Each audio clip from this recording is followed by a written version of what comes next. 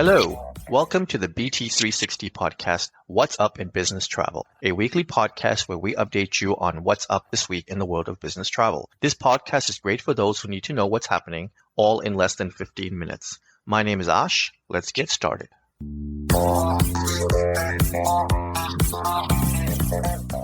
It is Monday, October 6th, and we've completed week 40 of 2025. Are you enjoying this podcast? Does this podcast help you stay in the know? Be sure to tell us by sending us a text message. You can do that easily with a new link that is available in our show notes. We look forward to hearing from you. Now, let's get to the headlines. The government shutdown could cost the U.S. travel industry $1 billion per week because of disruptions in air and rail travel and the closure of national parks and museums, according to the U.S. Travel Association CEO. Federal funding, which ran out on October 1st, triggered a government shutdown. The USTO said in a memo to its members that the government shutdown would impact national park services, likely closing visitor centers and research facilities, slow down passport applications and tourist visa applications, and affect Border Patrol wait times. During a shutdown, federal aviation workers, such as air traffic controllers and TSA officers, are considered essential and must continue to work without pay. During previous shutdown, the longer TSA and FAA employees worked without paychecks, the more likely they were to call in sick and take time off, leading to short staffing at airports and travel delays. U.S. Travel cited a IPSOS survey in which 60% of Americans said that they would cancel or avoid trips by air in the event of a shutdown. Travelers headed to the airport should not worry about the TSA disruptions as a result of the shutdown, at least not yet. TSA officers, which are considered essential, meaning that they have to work even though their paychecks may be delayed. Essential employees who work during shutdown typically receive back pay once the government funding starts to flow again. Approximately 61,000 of TSA's 64,000 employees are considered exempted or exempt, and TSA will continue operations to keep the traveling public safe. The remaining employees will be temporarily furloughed, according to the agency. Still, experts have warned that previous experiences have shown the longer the delay and shutdown drags on, the more likely the travel disruptions will occur. The travel industry is not just about surviving but thriving despite conflict and global shifts, according to leaders at the World Travel and Tourism Council Global Summit this week. The industry's real threat to growth is a workforce shortfall. In a report published this week, the WTTC said that 10 years from now, global demand for workers in travel and tourism will outpace supply by more than 43 million people, or 16% below required levels. The hospitality sector alone faces an expected gap of almost 9 million workers by 2035, around 18% below where the staffing levels are needed. Low-skill roles, which are critical to the sector, remain the most sought after, with a projected need of more than 20 million additional workers. Positions that rely heavily on human interaction and services that cannot be easily automated are also in high demand. While the labor challenge impacts most major economies, the largest shortfalls forecasted are in China of almost 17 million, India 11 million, and the EU of 6.4 million. Tourism's expected economic impact of more than $11 trillion this year will represent more than 10% of global GDP. Icelandic low-cost airline Play ceased operations on September 29th. All flights have been canceled. The airline launched in 2021 and added U.S. routes in 2022. The airline on its website advised travelers to check other airlines for rescue fares and offered guidance for refunds, adding that we're deeply sorry for the disruption this caused you and thank you for your understanding. The airline on June 9th had announced that it would cease all North American flights on October 2025. Early in September, the airline announced that the unit revenue had reached a record high for August. At least one airline so far has offered these rescue fares, which is German-based Condor Airlines. To qualify for this offer, affected passengers need to send their proof of original Play reservation, along with full contact details, to Condor's reservation department.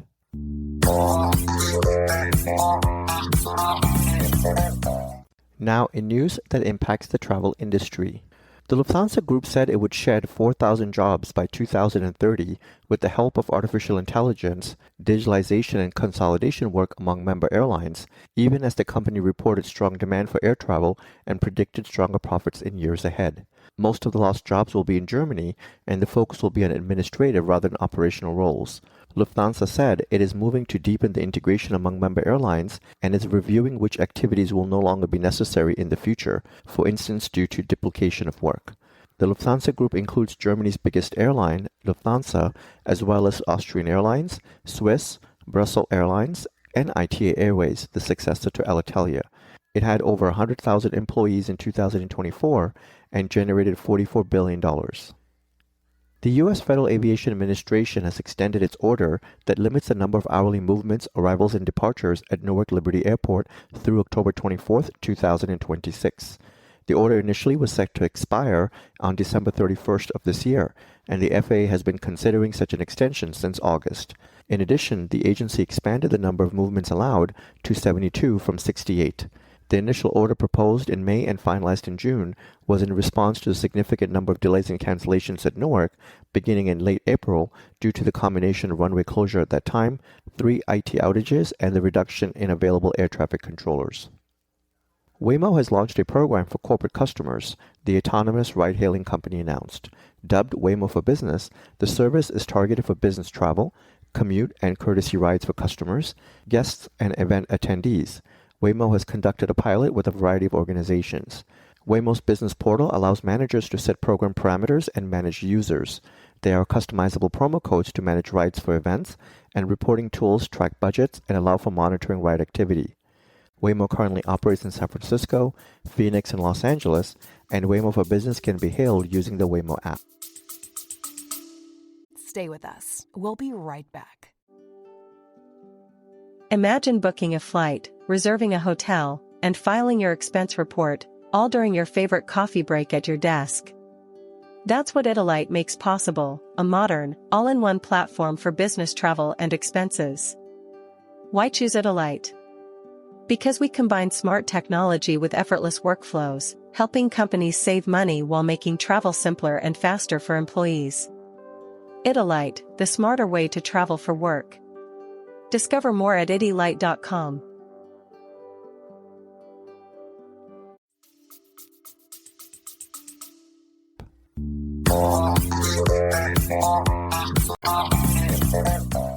Let's get to the news of mergers and new partnerships. American Airlines and Canada-based airline Porter Airlines have launched a new codeshare partnership. American will place its code on select flights operated by Porter from Toronto Airport. American will also place its code on Porter flights between Toronto and Phoenix, with additional transporter flights to come. Porter will place its code on select American transporter and domestic flights, including connections through American hubs in Charlotte, Chicago, Dallas, and Philadelphia. Porter's code will also be placed on American's southern network, including destinations in the Caribbean, Central America, and South America. Members of American's Advantage Loyalty Program who purchase a codeshare flight operated by Porter will earn both Advantage miles and loyalty points for the trip.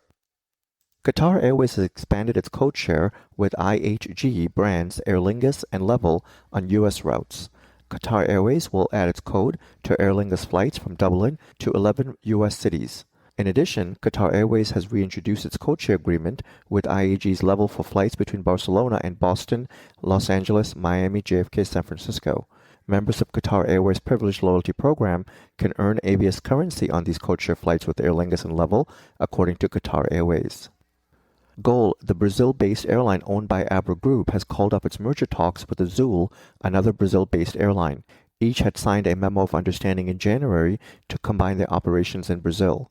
Gol had entered bankruptcy in January 2024 and exited Chapter 11 in June.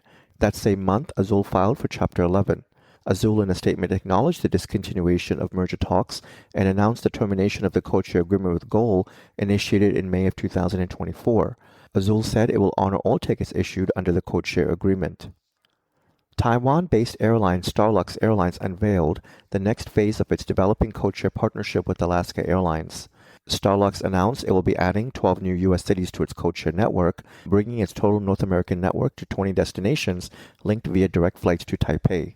The new expanded codeshare arrangement will see additional 12 cities served by Alaska Airlines linked to Starlux operations in Taipei through San Francisco and Seattle. The newly added codeshare cities include a bunch of cities in the U.S. linked to Starlux flights from Seattle, while Newark will be linked to San Francisco for onboard Starlux flights to Asia. Air India last week announced a tie-up with food delivery company Zomato to widen its reach of its Maharaja Club loyalty program. Users who link their Maharaja Club accounts on the Zomato app can now earn Maharaja points on every food delivery transaction. The deal also offers a welcome bonus for new members who join and link their accounts, plus a complimentary air ticket voucher for one member every day. This Air India-Zomato partnership follows Indigo's April announcement of a partnership with another food delivery platform, Swiggy. Under that deal, Indigo's Blue Chip Loyalty Program members can earn reward points for transactions on Swiggy. Travel companies are pairing with quick commerce and instant delivery platforms to reach large, frequent users. And the numbers explain why. Zomato had 20 million transaction users as of September last year. Swiggy had about 14 million. Both platforms also run loyalty schemes. Swiggy had 5.5 million members as of June 30th last year, and Zomato Gold had 7.5 million active members as of March 2024. Each company also runs a quick commerce arm, Blinkit for Zomato, and Swiggy Instamart for Swiggy, widening the touchpoints for travel brands.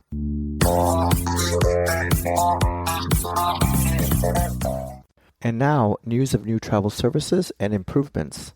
Breeze Airways has been certified by the FAA to fly internationally. Breeze said it plans to begin its international operations in January, starting slowly with several low-frequency routes to Cancun, Montego, Jamaica, and Punta Cana. Breeze's first international route is set to begin on January 7th. United will fly its first mainline flight with free Wi-Fi for Mileage Plus members on October 15th. That inaugural flight follows the airline receiving FAA certification for its Starlink satellite service on Boeing 737-800 aircraft. The flight will operate out of Newark, though United did not announce a destination. United debuted the Starlink Wi-Fi in May on its regional fleet and now has it installed on half of its regional aircrafts. United said it plans to install the SpaceX Wi-Fi service across more than 16 fleet types in the coming years. Enterprise Mobility, through its partnership with Ho-Ing Mobility Service, will bring franchise locations of its Enterprise Rent-A-Car, National Rent-A-Car, and Alamo brands to Taiwan. The branches are expected to open throughout Taiwan in the first half of 2026 in 14 locations, with additional locations scheduled throughout the year and into 2027. Ho-Ing Mobility Service was founded in 2019 and includes a fleet of more than 6,000 vehicles, as well as chauffeur service according to Enterprise, which also offers Asia-Pacific chauffeur service through partners in Thailand, South Korea, Vietnam, the Philippines, and China. Southwest Airlines is launching its first flights to Alaska, becoming one of the few domestic airlines to fly into that state. It plans to start service to Anchorage in the first half of 2026, flying into Anchorage International Airport and marking Alaska as the 43rd state in Southwest's domestic network. Southwest will become one of 5 domestic airlines that offer service into Alaska, joining Delta, United, Alaska, and American. The airline said that tickets will go on sale later this month. The new route to Anchorage will connect travelers to one of Alaska's major oil and gas hubs. The airline did not disclose routes or the start date for its new Anchorage service. Anchorage, however, becomes the 5th new destination for Southwest, with announcements of service to St. Thomas, Knoxville, Tennessee, St. Martin, and Santa Rosa, California. United Airlines has launched international remote baggage screening for customers connecting in San Francisco on United's service from Sydney, Australia. The move is in partnership with the U.S. Customs and Border Protection Initiative. With the new service, connecting customers in San Francisco can skip the step of collecting their bags and rescreening them. Instead, the CBP and the US TSA will screen the checked bags once the flight arrives and load them onto the connecting flights. United projects this move will help customers save up to 45 minutes during their connections.